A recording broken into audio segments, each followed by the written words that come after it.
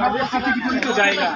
আমরা বলেছি আমরা স্বৈরাচার হাসিনাকে তাড়িয়েছি, 52 সালে যে ভাষা আন্দোলন ভাষা সংগ্রামের স্মৃতিগুলো মুছে দেবো? তাহলে 52 সালে ভাষা আন্দোলন স্বৈরাচার হাসিনা করেনি ভাই, বাংলাদেশের মানুষ। এটা কি কেলিওগ্রাফি করার জায়গা?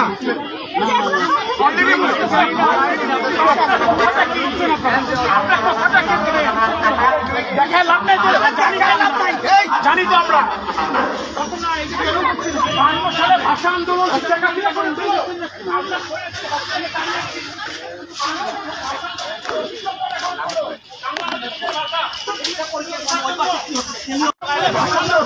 করেছিল, হাসিনা করেনি। জন্য এগুলো বন্ধ করেন। হাসিনা করেনি, হাসিনা করেনি। এরা শহীদ বাংলা ভাষার জন্য শহীদ হয়েছে। এরা বাংলা, এরা শহীদ মিনার বন্ধ করো।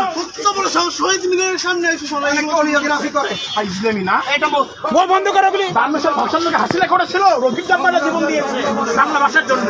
ইসলামী জায়গা পায় না, যা মনে হয় তাই করে যাবে।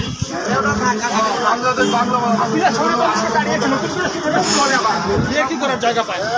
এখানে কাজ করে, এখানে ভাষা আন্দোলন মানে মন চাইল